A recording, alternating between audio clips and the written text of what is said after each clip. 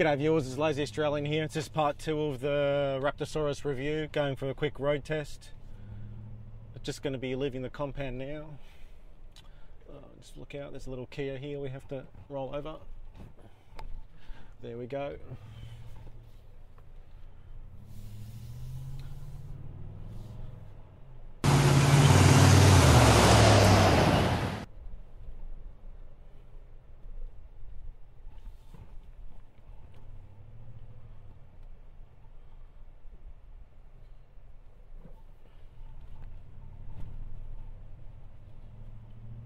The car slower down errors and get around those before we leave the compound proper.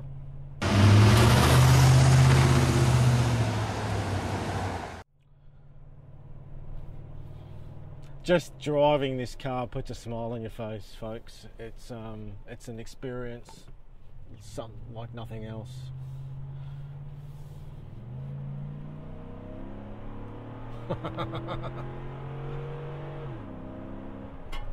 The 6.2 was a very different animal to the 5 litre and the F150. They've both got the fuel conservation technology running on 4 cylinders and that sort of stuff. When they're idling, they're both kind of sound the same. When they're both cruising along down the highway, they're both kind of the same. But when you put the foot down, this is that's something special. It basically leaves babies with bleeding ears in its wake. It just sounds awesome. I've heard it described as if there's 50 Harley Davidsons starting chase every time you put your foot down, and that's about right too. The other thing you will notice, if you've got a Raptor and you're watching this out of interest, when you're pulling up to a brake, when you're braking, pulling up to intersections, and when you're sitting here with your foot on the brake, the car's basically pulling against the brakes. It's saying, "Unleash me, unleash me," and it does make the driving experience on the Raptor something very, very unique compared to many other cars you're ever going to get your hands on.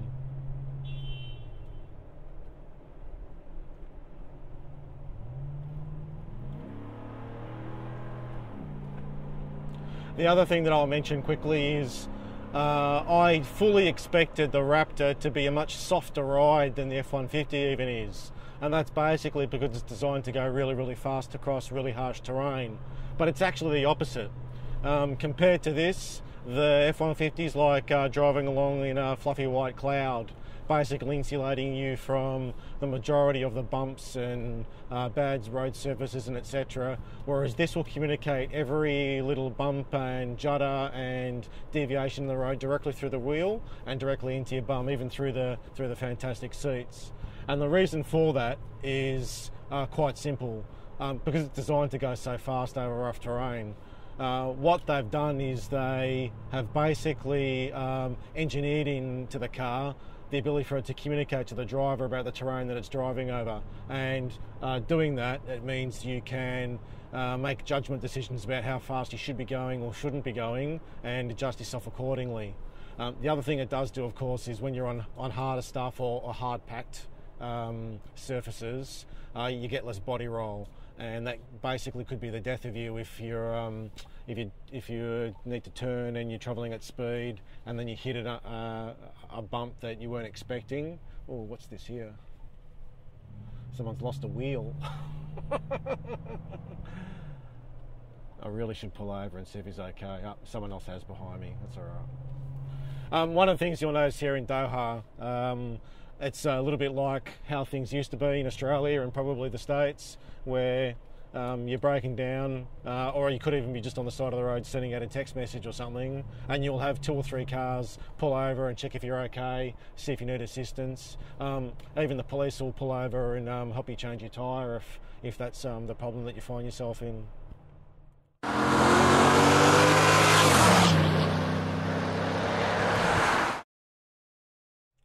There it is again. The car's basically just communicating through my feet and through my bum and through my hands that I don't want to be sitting still. I want the 400 or more horses, roaring, and it's really awesome. It is just absolutely awesome. Puts a smile on your face like no other car I've ever been in. For those of you from Australia and the States, you're probably used to dealing with speed cameras and red light cameras. Here in Doha, they're rolling out the speed and red light cameras across all the intersections. You don't want to be speeding through a red light here.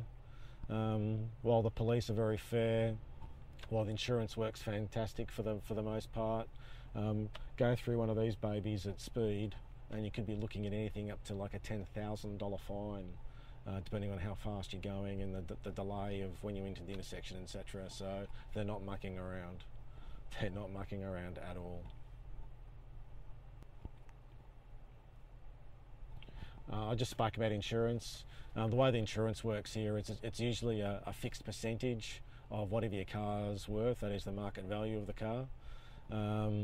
There's no such thing as insurance ratings and things here, which does a couple of different things. It makes people basically take accountability for their errors, and if it's your fault, you just say it's your fault, and there's no fighting in courts, and there's no insurance and lawyers and all that sort of stuff involved, basically because it doesn't matter. You don't have a rating, so if it's your fault, you put your hand up and say it's my fault. You pay $30 to the police to process the incident report, and you go about your business.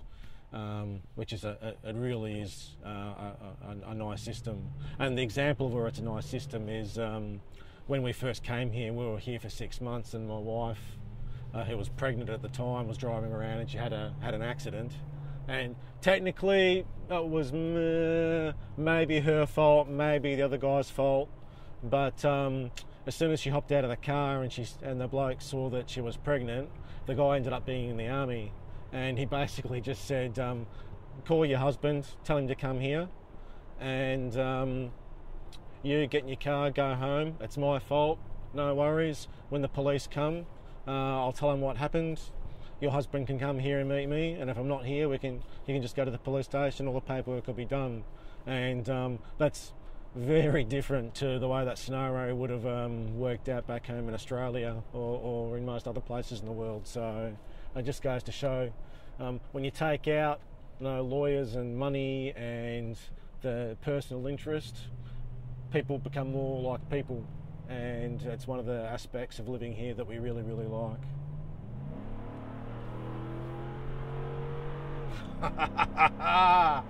Jeez, I love that.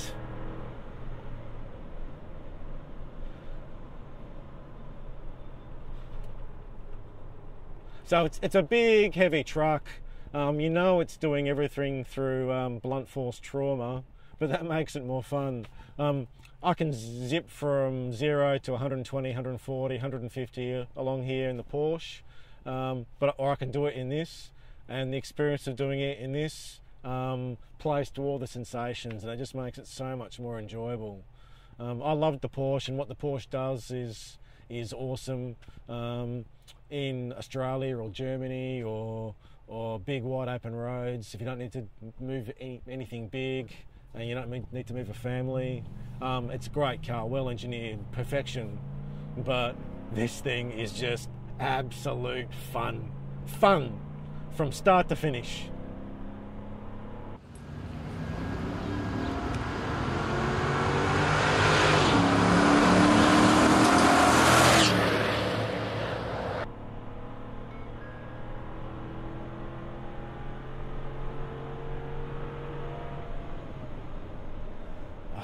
I could do that all day.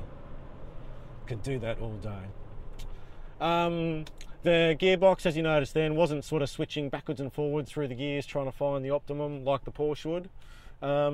Basically because it doesn't have to. What it does is it relies on the torque of the engine to get through most of the demands that you'd ask of the car, and then when it really needs to, it'll just change the gear up or down, and away you go. It does that for two reasons. One, again, it doesn't need to, and it is engineered to be tough and big and strong. And the other one is when you're forward driving, or you're being lazy and you don't want to be manually changing the gears or setting limits, you're basically using the power and torque curves to manoeuvre the car through the bush and up hills and down hills and over boulders and all the rest of it.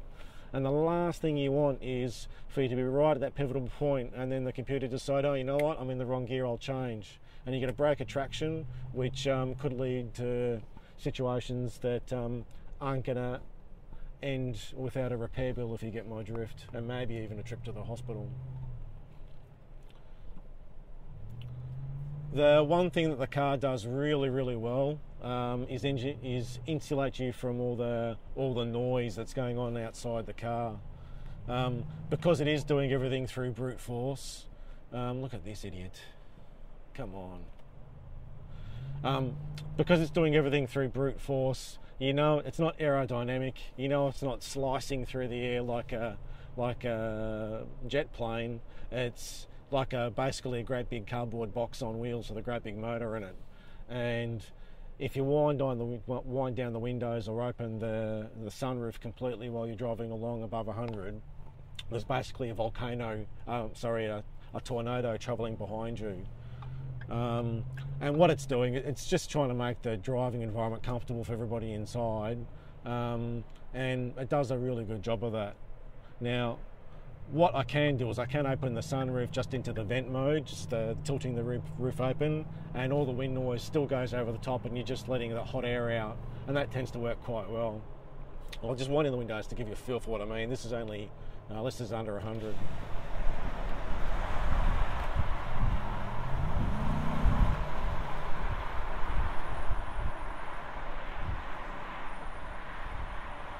The other thing you'll note, of course, is some of the tyre drone from the massive four-wheel drive tyres starts to come in through the body when you've got the windows or the sunroof open as well, and that's one thing that you really don't like, especially if you're on a trip. It's just that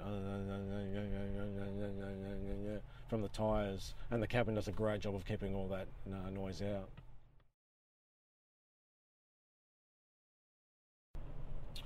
I was rubbishing the GPS and the centre console system in the car earlier, and I don't want to really diss the system at all, but it basically just feels like Ford's put two completely different computer systems together and put them under one screen, and it just basically cheapens and ruins the experience.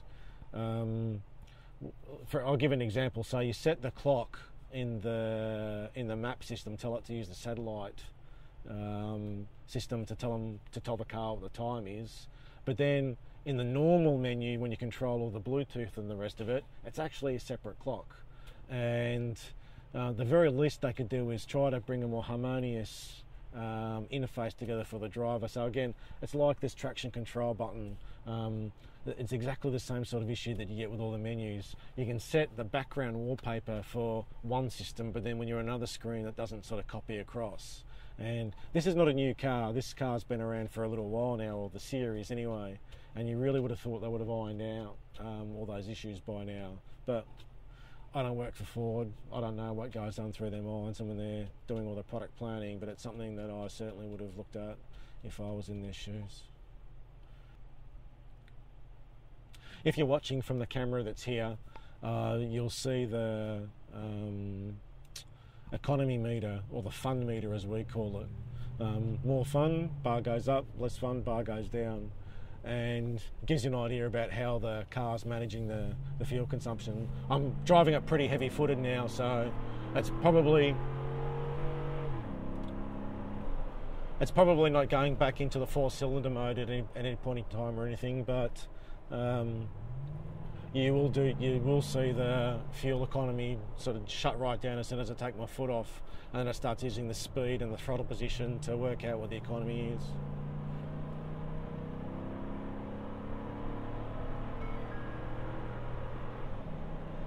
Tonight's been a little bit different to normal. I think people are getting over the weekend and are in quite a hurry to get home or something, because usually all you have to do is threaten them with the presence of the Raptosaurus in their rear vision mirror, and they can't get out of the way quick enough. But I've either had a few idiots in front of me, or people are just quite keen to get home and see their family, so I won't hold that against them.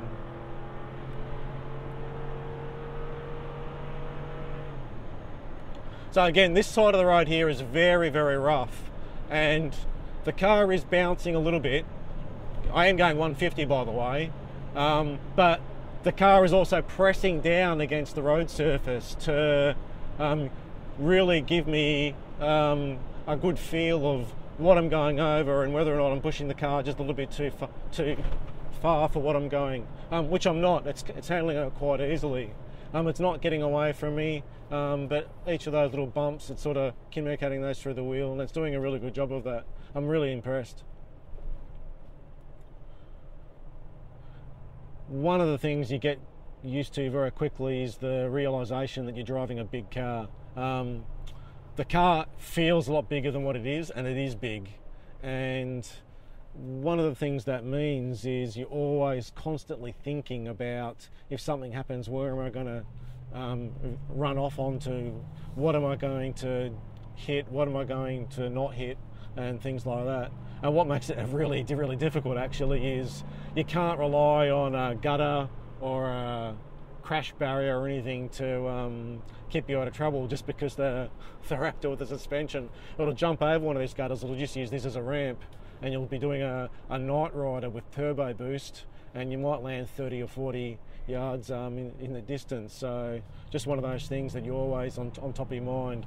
And it's that kind of difference which makes this car more fun to drive, but as a day-to-day drive, the F150 is kind of a better car, because you can relax. You sort of get behind the wheel of that, you can one-hand that around town, no problems.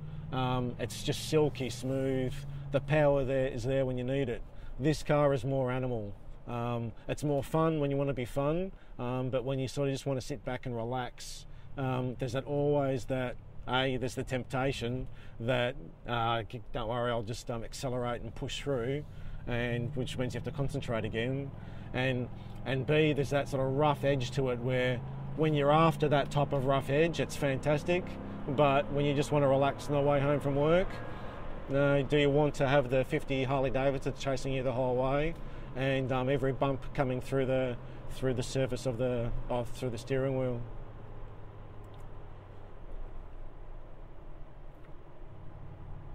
This is the third time I've shot this road trip now. The first time I did it, the sound was all bad, so that's why I'm using this microphone. The second time I did it, I made a mistake and set the cameras up with the wrong settings. And this third time, hopefully everything's going to be jake and I can get it edited and up pretty quickly. In the second shooting of the video, I dropped off a lab result to the hospital, and there was a great little piece of kata which I wish I could share with you. In fact, I might try to include it in some outtakes at the end of the video, where you basically pull up to the hospital, the car park's full, there's a security guard out the front. My friend, I'm only going to be a couple of minutes, can I just leave the car here? No, you can't leave it here, but come, I'll clear a space for you over here, and he clears a disabled spot for me, and he makes me promise he may only be 2 minutes, and away you go. That's just the way things are. I wish Australia could go back to those sort of times and be a little bit more like that, instead of some jumped up wannabe copper security guard sort of giving you grief for looking at him sideways or driving a better car than him.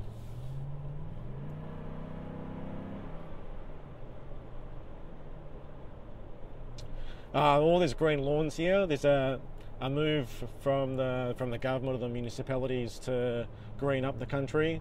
So a lot of these garden beds and a lot of these lawns are going in amongst all this basically desert. You look either side of the road, it's desert. In the middle you've got beautiful lawn. And the really other interesting point about that is that each one of these green areas has its own greenskeeper. So it's just absolutely awesome. You have they spend money and they buy flowers and they all do their own little flower beds, and it's just coming off summer here, so they're looking a bit just grassy. But come springtime and winter, you'll see all this will be flower beds with a multitude of different colours and different varieties of flowers, and it just looks really awesome and gives the place a bit of spice, because every major road will have a different feel.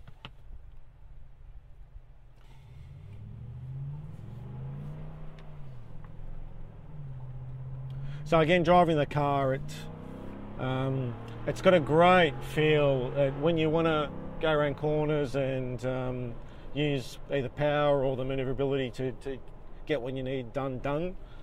It's fantastic, and having both manoeuvrability and power certainly makes it both fun and easy to get yourself out of trouble if you find yourself in that. The majority of trouble I'm having right now is slow people. Here we go in front. So one of the things that I find difficult with, and many of especially the Australians who come here find it very difficult, is seeing kids running around in the back of all the cars. So there's no law here in the GCC in Doha that says children have to wear seatbelts, because basically the way that the mentality is in these countries is that if you have an accident and your children get hurt, that's sort of God's will, and just doesn't sit right with us. But hey, it's not against the law, and it's different back home. And if you come to Doha or you come to the GCC, and if everything that happens you compare it to back home, you drive yourself crazy because things just aren't done the same.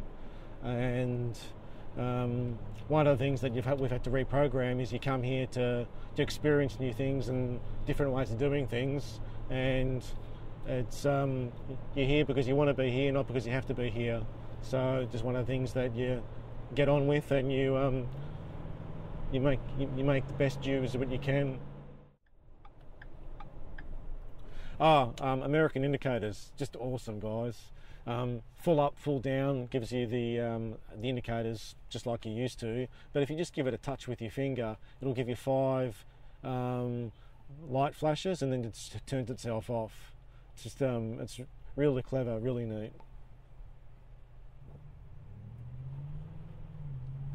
You'll notice all the new number plates here in Doha are in the form of a Qatar national flag. They've just brought that in over the last 6 or 7 months, and by the end of the year every car should have them on.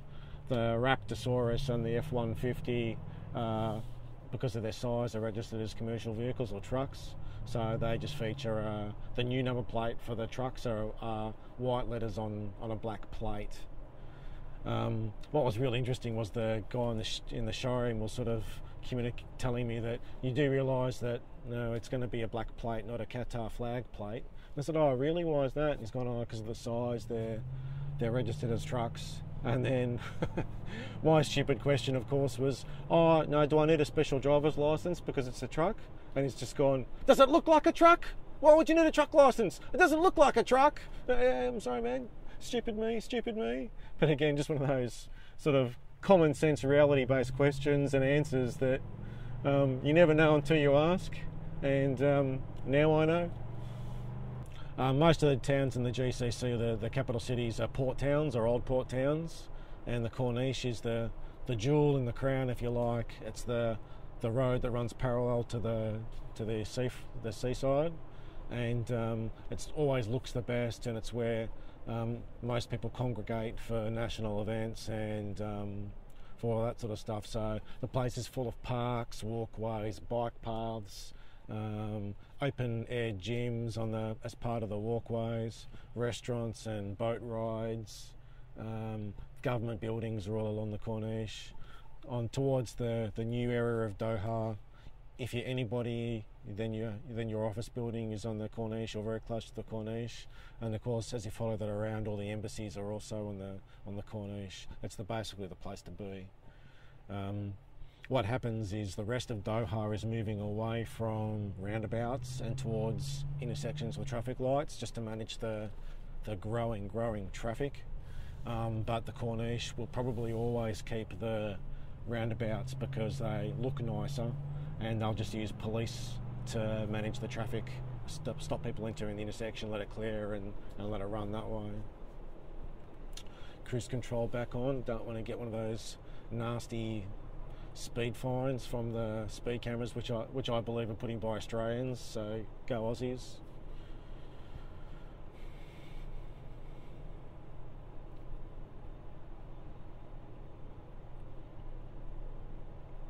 we're probably going to run into a little bit of traffic here in front of the palace, because the palace is in the same area as the souk, which is the market area of Doha. When you come to Doha, you really got to just have a bit of a wander through the souk. It's pretty cool, with some very nice restaurants, by the way.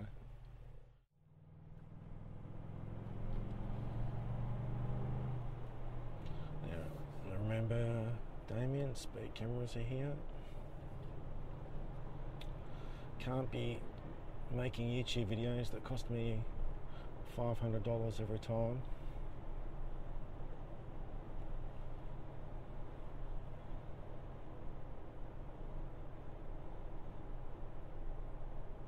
Again, viewers, if you're hoping to see me do burnouts and take it 20 kilometres an hour, I hope you're not disappointed. But as I said, it's my car, not a demo car, my repair bills and my tyres, so I hope you appreciate that.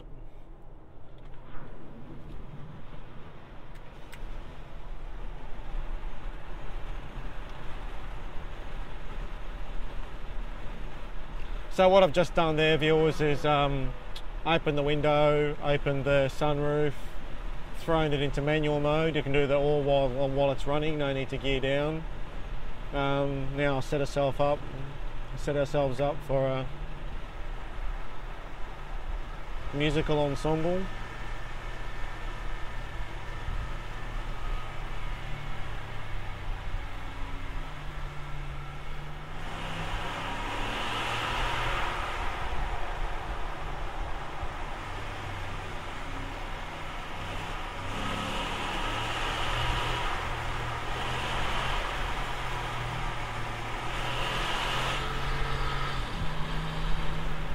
Just amazing. I hope it comes through on the microphone how awesome that sounds.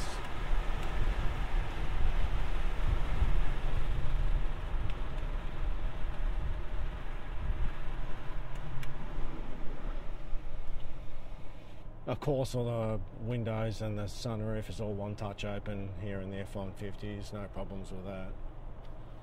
Those little creature comforts make it what could be a very rough and tumble car, something that, yeah, it has rough edges, and yes, it's an absolute animal, but it's still got all the mod cons, and it's a pleasure to drive. You're not wanting for any of the conveniences that you come to expect on a car, that's for sure.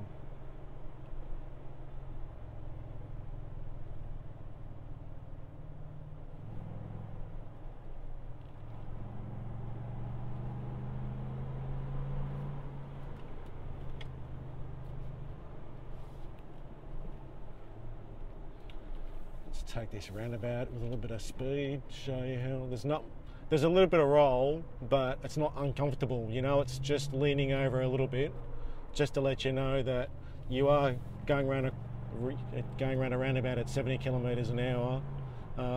If you weren't aware of that, then you are, so you can either slow down or keep it going. No hesitation, there's no problems with it at all. Even there could probably be a big bump there, and the suspension, because of that 3 different lengths or different settings in the suspension, and it probably just soak that up and let you continue about your business. It's not like if I was doing that in the Porsche and I was running around and there was like a brick left on the road or something, you really got to worry about it. What would happen if you hit it? But this, it'll just roll over the top of it, no problems, even with that lean on, which is very, very satisfying to know. Yeah, I can do things in this that I would never dream about doing in the Porsche, even on the road, just because you know that the difference between the limits of the car and my skill is a much bigger gap. And what you're doing and the limits of the vehicle in terms of what it's engineered to do is also a huge gap. And yeah, no, I don't. I thought I had enough room to get around, but then that Mitsubishi came out of nowhere on me. Now, I'm going to start heading towards home. I hope you've liked this video. It's getting a bit dark, and I'm worried by the time I get home it'll be too dark and a lot of footage will be wasted. So this has been the Raptor Rex. It's a great car. I can recommend it to anybody.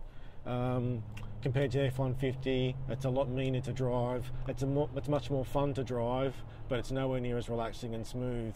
So if it's your decision about whether or not you're buying one of these or two F150s, because that's the price differential, the decision is yours to make. If I was buying it as a family, drive around town, commute to work type of car, the F150 is more than good enough.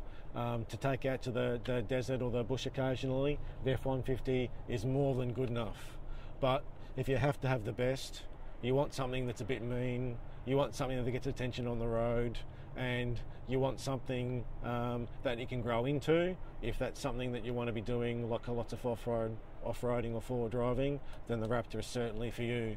And I'll let you guess about which of those is the decision that I made for myself and the Demon about why we're getting this. So until next time, viewers, it's the Lazy Australian. Have a good night, and I'll see you soon. Bye-bye. I love that sound! Yeah!